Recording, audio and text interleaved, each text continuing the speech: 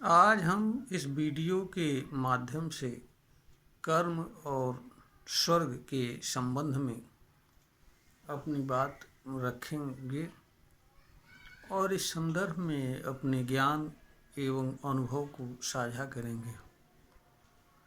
कर्म का सरल अर्थ में है मनुष्य द्वारा जो भी कर्म किया जाता है वह सब कुछ मनुष्य का कर्म कहलाता है।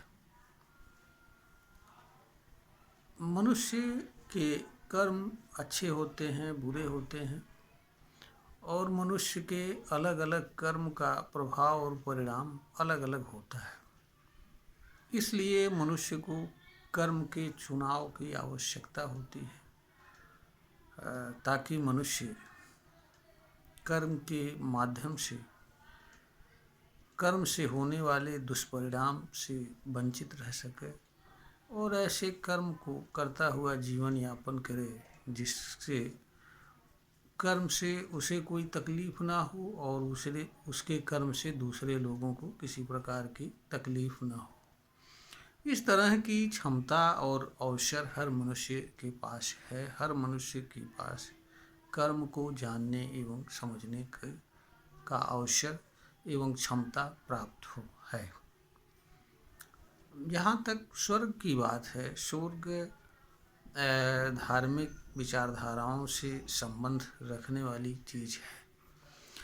चूँकि कर्म का इससे भी लोग संबंध जोड़ते हैं, इसलिए कर्म के संदर्भ में यहाँ पर इस वीडियो के माध्यम से मैं चर्चा कर रहा हूँ। स्वर्ग वास्तव में होता है या नहीं होता है, यह प्रश्न इस वीडियो का नहीं है और यह बात लोग धार्मिक विचारधाराओं के माध्यम से जान एवं समझ सकते हैं। जितनी भी धार्मिक विचारधाराएं हैं, ईश्वरवादी विचारधाराएं हैं, वह सभी स्वर्ग जैसी चीज़ को स्वीकार करते हैं और स्वर्ग में मनुष्य को प्राप्त होने वाले अनेक प्रकार के लाभों का वर्णन करते हैं।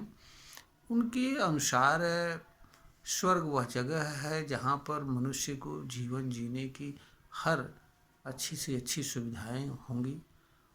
जिस तरह से चाहे उनका उपयोग करे, वहाँ पर दुख जैसी कोई चीज़ नहीं होगी।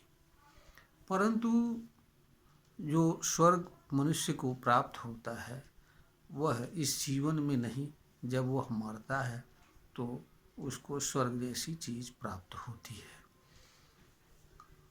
जहाँ तक मनुष्य के दुख की बात है, मनुष्य के दुख का संबंध शरीर से ही होता है और वह भी जब तक वह जिंदा रहता है, क्योंकि जब तक जिंदा रहता है तब तक ही उसे किसी चीज़ की अनुभूति होती है। दुख और सुख एक प्रकार की अनुभूति होती है। दुख से पीड़ा जैसी चीज़ मालूम पड़ती है और सुख से अनुकूल अनुभूति मालूम पड़ती है। यही दोनों में फ़र्क है। तो जब मनुष्य का शरीर नहीं रहता है तो उसे सुख जैसी चीज़ की कोई ज़रूरत नहीं रहती है और ना ही वह सुख जैसी चीज़ की अनुभूति करने की क्षमता रखता है। यह एक सच्चाई है। तो अगर ईमानदारी से देखा जाए, जिन चीज़ों की बात धार्मिक विचारधाराएं स्वर्ग में करती हैं, उन चीज़ों की आवश्यकता मनुष्य को मरने के बाद रह नहीं जाती है। मरने के बाद मनुष्य कहाँ जाता है, क्या करता है, यह सही से समझ पाना किसी भी मनुष्य के लिए संभव नहीं होता है। मनुष्य का शरीर अनेक चीज़ों से बना होता है। वह चीज़ें मनुष्य के मरने के बाद मनुष्य का शरीर जब बचता है तो वह सड़ने के बाद पुनः उन्हीं मूल तत्वों में मिल जाता है और उनका कार्य मनुष्य के कार्य से सर्वथा पृथक होता है। जैसे पानी हमारे सामने दिखता है, पानी हाइड्रोजन और ऑक्सीजन से मिलता है। तो पानी का अस्तित्व अभी तक है जब तक हाइड्रोजन ऑक्सीजन 1:2 में जुड़े रहते हैं। अगर दोनों को अलग कर दिया जाए तो पानी का अस्तित्व खत्म हो जाता है। ऐसे ही मनुष्य का है, जब तक उसके साथ जीवन रहता है तब तक मनुष्य का अस्तित्व तो रहता है। मनुष्य के अस्तित्व का अर्थ जीवित अवस्था से होता है। जीवन के जाते ही सुख जैसी चीज़ और कामना जैसी चीज़ खत्म हो जाती है। परंतु इसका अर्थ यह भी नहीं है कि जो है मनुष्य स्वर्ग जैसी धारणा का कोई औचित्य नहीं है धार्मिक ग्रंथों में। उसका एक औचित्य यह भी है कि मनुष्य को किसी न किसी तरीके से अच्छे कर्म पर लाया जाए, प्रेरित किया जाए, क्योंकि मनुष्य व्यवहार जगत में यह देखा जाता है कि अधिकतर लोग किसी स्वार्थ और लालच से ही किसी तरह का कर्म करने के लिए सामान्य रूप से प्रेरित होते हैं। या तो वह कर्म करते हैं जो उन्हें उनके मन का होता है, अथवा उस कर्म को करते हैं जिनमें उन्हें कुछ लाभ दिखाई देता है या उनका किसी तरह का स्वार्थ की पूर्ति होती है। यह मनुष्य की इस धरती पर सामान्य सी स्थिति है। कुछ आपवादिक लोग इससे अलग हट करके काम करते हैं, यह भी सही है। इसलिए जो भी धर्म के प्रवर्तक आए उनका ये विचार हो सकता है कि स्वर्ग जैसी चीज़ के माध्यम से मनुष्य को कम से कम अच्छे कर्मों से जोड़ा जाए, क्योंकि हर धर्म का उद्देश्य मनुष्य को अच्छा इंसान बनाना होता है, उसको अच्छा मार्ग बताना होता है। इसीलिए वो इसकी अनुसरण की बात करते हैं। तरीका कहने का, तरीका समझाने का, किसी चीज़ से जोड़ने का तरीका सबका अलग अलग है और यह होना संभव भी है, क्योंकि बहुत सारी चीज़ें ऐसी होती हैं जिन्हें मनुष्य को सीधे रूप से बताया नहीं जा सकता है। उनको किसी माध्यम से जोड़ करके, कुछ बता करके, उसके माध्यम से किसी अच्छे रास्ते पर लाने का प्रयास किया जाता है। यह चीज़ भी स्वर्ग जैसी चीज़ के साथ जुड़ी हुई है। अगर स्वर्ग ही के कामना से कोई मनुष्य अच्छा कर्म करता हुआ जीवन यापन करे तो भी तो कम से कम उसका वर्तमान जीवन अच्छा हो सकता है। तो स्वर्ग को इस रूप में अगर देखा जाए तो हमारे समझ से कोई बुराई नहीं है, परंतु है या नहीं है इसको लेकर के सर फोड़ा जाए और यह बताने की कोशिश किया जाए कि स्वर्ग होता नहीं है, तो इससे धार्मिक विचारधाराओं का कोई मतलब नहीं होता है। इनका अपना मतलब है, ये ज़रूर है कि इसके माध्यम से लोग जो है किसी तरह से अच्छे कर्म से जुड़े। हाँ, एक चीज़ तो देखने में यह आती है कि लोग अक्सर बहुत सारे लोग जो है स्वर्ग की कामना, यानी स्वर्ग अर्थात अगला जन्म हमारा अच्छा बन जाए, इसके लिए लोग अनेक प्रकार की हर ईश्वरवादी धर्म वाले पूजा पाठ भक्ति करते हैं। परंतु यह भी एक सच्चाई है जिसको धर्म के प्रवर्तक लोग समझते थे या नहीं समझते थे कि मनुष्य में किसी तरह का बदलाव तब होता है जब वह बदलाव स्वयं चाहता है, और स्वयं बदलाव ज्ञान के माध्यम से होता है, नकल के माध्यम से, स्वार्थ के माध्यम से नहीं होता है। तो धर्म एक ऐसी चीज़ है जिसको मनुष्य ज्ञान से ही धारण कर सकता है। अच्छा कर्म मनुष्य अच्छा कर्म की जानकारी होने के बाद ही कर सकता है, क्योंकि मनुष्य को जो व्यवहार में दिखता है उसके नकल करने का आदी होता है। उसके जब सच को समझ पाता है तो फिर उसमें बदलाव होता है।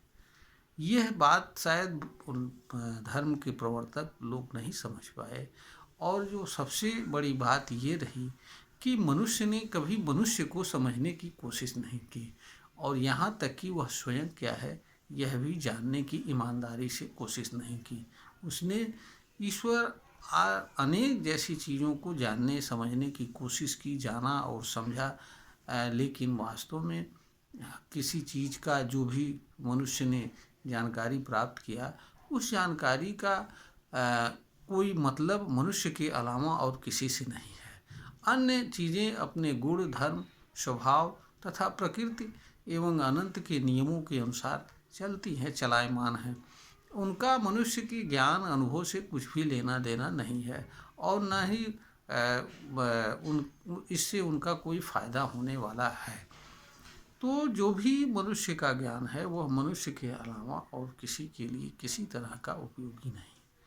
तो जहाँ तक कर्म और स्वर्ग की बात है, स्वर्ग का आशय मनुष्य द्वारा ऐसा कर्म किया जाए जिससे उसका अगला जन्म सुधर जाए। अगला जन्म सुधरेगा कि नहीं सुधरेगा ये वही जाने, या उस धर्म के प्रवर्तक लोग जाने जो लोग इस तरह की बात करते हैं। परंतु यह सच है कि मरने के बाद मनुष्य को सुख जैसी चीज़ की कोई आवश्यकता नहीं रहती है, न किसी चीज़ की उपभोग की। जो बातें कही जाती हैं कि वहाँ फल मिलेगा, दूध मिलेगा, नदियाँ रहेंगी, तो इनकी कोई ज़रूरत मनुष्य को मरने के बाद रह नहीं जाती है, क्योंकि उपभोग की क्षमता जीते जी ही मनुष्य करने की क्षमता रखता। मृत्यु के बाद उसकी कोई आवश्यकता नहीं। परंतु यह सही है कि स्वर्ग जैसी अवधारणा के माध्यम से धर्म मनुष्य को अच्छे कर्म पर लगाने का प्रयास करते हैं ताकि मानव समाज में बदलाव है। यह स्वर्ग जैसी अवधारणा का वास्तविक अर्थ एवं आशय है, और इसी रूप में मनुष्य को समझना चाहिए। मनुष्य में बदलाव किसी भी कारण से हो वो अच्छा होता है। मनुष्य में बदलाव जरूरी होता है, बदलाव कैसे होता है यह जरूरी नहीं होता है। अगर स्वर्ग की लालच के कारण दूसरे जन्म में अच्छा जीवन मिले, इसके ही कारण लोग अच्छा कर्म करें, शांतिपूर्वक इस धरती पर जीवन यापन करें, तो ही धार्मिक विचारधाराओं का उद्देश्य पूर्ण हो जाता है। इसमें भी इसको इस रूप में समझना चाहिए। तो स्वर्ग कर्म पर निर्भर करता है, इसलिए कर्म से जोड़ करके इसको अपनी बात रखने का हमने प्रयास किया है। जब कर्म के संबंध में हम बात करते हैं तो स्वर्ग कर्म के आधार पर मिलता है। स्वर्ग का अर्थ ऐसी चीज़ जहाँ से मनुष्य को कोई तकलीफ नहीं होती है। तो स्वर्ग और जो कर्म बताए गए हैं वो ईश्वर की भक्ति है, भजन है और धर्मसम्मत कर्म है। तो मनुष्य को धर्मसम्मत कर्म करते हुए स्वर्ग जैसी चीज़ पाने की बात की जाती है। तो इसके लिए ज़रूरी यह होता है कि मनुष्य का धर्मसम्मत कर्म क्या है।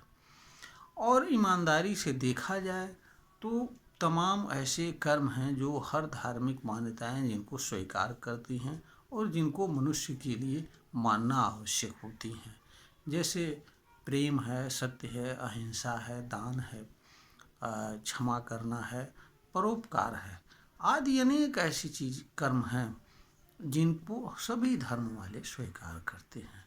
और जिन चीज़ों को हर धर्म वाले स्वीकार करते हैं, अगर मनुष्य उनमें से कुछ ही को ईमानदारी से स्वीकार करे, अपने जीवन में उनको उतारे, उनका अनुसरण करे, तो मनुष्य को स्वर्ग मिले या न मिले, परंतु मनुष्य का वर्तमान जीवन सुधर सकता है, बदल जाएगा, इसमें कोई दो राय नहीं है। मनुष्य के लिए यह आवश्यक नहीं है कि वह एक साथ 10 अच्छे कर्म को अनुसरण करे। मनुष्य एक भी अच्छे कर्म का अगर अनुसरण करना प्रारंभ करता है तो धीरे धीरे धीरे धीरे वह हर अच्छे कर्म का अनुसरण करने लगता है, क्योंकि बदलाव कहीं एक से शुरू होता है और उससे धीरे धीरे बदलाव एक दिन में नहीं होता है, टाइम में लगता है, समय लगता है। परंतु यह भी सच है कि बदलाव मनुष्य में तभी होता है जब वह बदलाव के मार्ग पर चलता है, क्योंकि बहुत सारी चीज़ें जब वह बदलाव के मार्ग पर चलता है तब उसे उसका अनुभव होता है और उनके कारण आवश्यकता अनुसार जितनी भी बदलाव की आवश्यकता होती है उतना वह बदलता जाता है। और मनुष्य में बदलाव यहाँ तक हो जाता है कि जिसकी परिकल्पना उसने जीवन में कभी की ही नहीं थी। तो मनुष्य के लिए जरूरी यह नहीं है कि वो बदलता कैसे है, स्वर्ग की लालच से या किसी अन्य कारण से। जरूरी यह है कि उसमें बदलाव क्या होता है। तो किसी भी चीज़ को मनुष्य को निरर्थक नहीं समझना चाहिए। सिर्फ ये समझना चाहिए कि हमारे जीवन में इसका उपयोग क्या है और किस रूप में हम इसका उपयोग कर सकते हैं और किस रूप में ये हमारे जीवन में बदलाव ला सकती है। इस रूप में हर चीज़ को समझना चाहिए, बजाय किसी चीज़ को गलत और सही साबित करने से मनुष्य को कुछ भी लाभ नहीं होता है।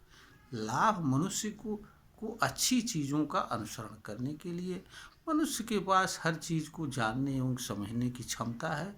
जान और समझ करके अगर जो चीज़ उसे अच्छी लगे उसका वह अनुसरण करे, तो ये उस मनुष्य के लिए इससे अच्छी बात और कोई कुछ नहीं हो सकती है। किसी बात या चीज़ को गलत बताने या किसी व्यक्ति को गलत बताने से ना तो हम अच्छे हो जाते हैं, ना हमारी बात अच्छी हो जाती है और ना हमारे अंदर कोई बदलाव होता है। यह बात हर मनुष्य को जानना एवं समझना चाहिए। इसलिए स्वर्ग जैसी चीज़ को भी इसी रूप में समझना चाहिए। अगर इस तरह की विचारधारा से हमको कुछ बदलाव का दिख रहा है, कोई अनुकरण करने वाली चीज़ है, तो हमें अनुसरण करना चाहिए, अन्यथा इसे नहीं करना चाहिए। इस बात को हर मनुष्य को समझना चाहिए। यह वीडियो ज्ञानवर्धन हेतु बनाई गई है। श्रोता को अगर ज्ञानवर्धन के योग्य प्रतीत हो तो इसे लाइक करें, शेयर करें और सब्सक्राइब करें।